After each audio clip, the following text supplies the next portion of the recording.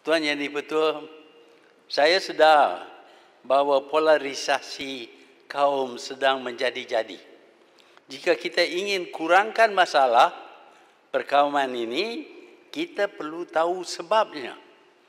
Melarang sebutan berkenaan dengan perkara ini tidak akan mengurangkan masalah. Bahkan ia akan menjadi lebih teruk. Besar kemungkinan pengasingan antara kaum akan menjadi lebih jauh kerana tidak ada tindakan diambil. Ia akan meluap-luap dan akan cetuskan tindakan yang ganas yang lebih sukar diatasi. Saya ingin rujuk kepada revolusi Rusia. Ia disebabkan oleh perpisahan antara kaum elit yang kaya raya dan buruh pertanian yang amat miskin. Akhirnya, revolusi oleh rakyat yang miskin menghasilkan pembunuhan raja, Tsar yang memerintah.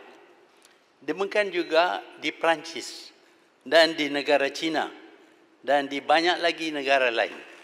Sebabnya ialah oleh kerana puak elit tidak suka dengan rintihan puak yang miskin. Dengan itu tidak ada perancangan untuk menangani perasaan tidak puas hati puak miskin ini.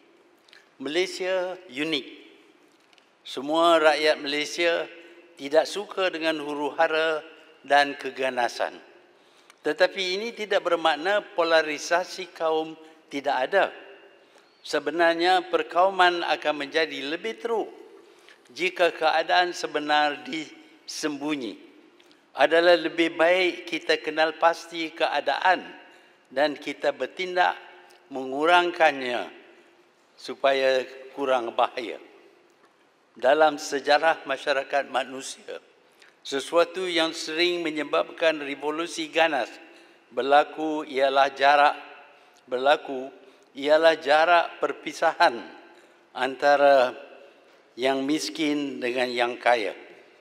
Perbezaan kaum tidak akan membawa rusuhan jika tidak ada elemen perbezaan daripada segi agihan kekayaan. Apabila perpisahan ini dikaitkan dengan prestasi yang dicapai antara kaum, maka kesan terhadap hubungan menjadi lebih teruk. Kita tidak dapat menukar kaum, tetapi kita mampu mengurangkan jarak perbezaan ekonomi antara kaum. Jika jarak ini dapat dikurangkan, kelainan kaum dapat dikurangkan kesan buruknya. Sejarah menjadi pedoman kepada kita. Kita perlu kaji dengan cara yang saintifik dengan lebih awal supaya kita dapat kenal pasti sebab sesuatu isu itu wujud. Dari hasil kajian ini, dapatlah kita bertindak awal sebelum ia menjadi ancaman besar, sebelum rusuhan dicetuskan. Dasar ekonomi baru adalah hasil daripada kajian terhadap sebab-sebab peristiwa 13 Mei 1969 berlaku.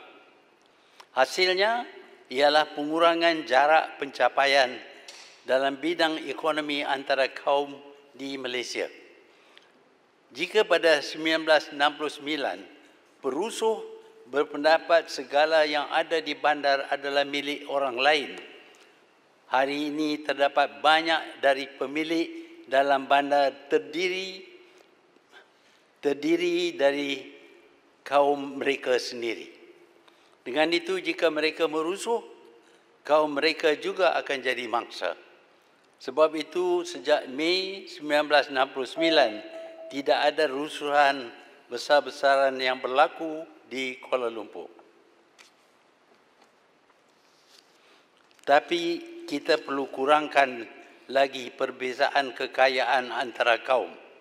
Membuat dakwaan masalah ini tidak ada dan akan mengundang polarisasi yang lebih serius antara kaum. Tuan Yang di-Pertua, minta rumuskan, Tuan. pada tahun hadapan, tahun 2022, kita akan adakan banci penduduk. Kita bukan perlu kepada bilangan penduduk Malaysia sahaja, tetapi juga peranan dan sumbangan mereka kepada negara. Berasas kepada banci yang lebih terperinci ini, satu perancangan baru boleh dicipta dan diperkenalkan supaya segala perbezaan antara kita di negara berbilang kaum ini akan dikenal pasti dan tindakan dirancang untuk mengatasi masalah yang kita hadapi. Saya harap wawasan kemakmuran bersama akan diteruskan oleh kerajaan. Oleh kerana sesuatu yang sering menyumbang kepada pertelingkahan ialah jarak antara miskin dan kaya. Banci perlu ambil kira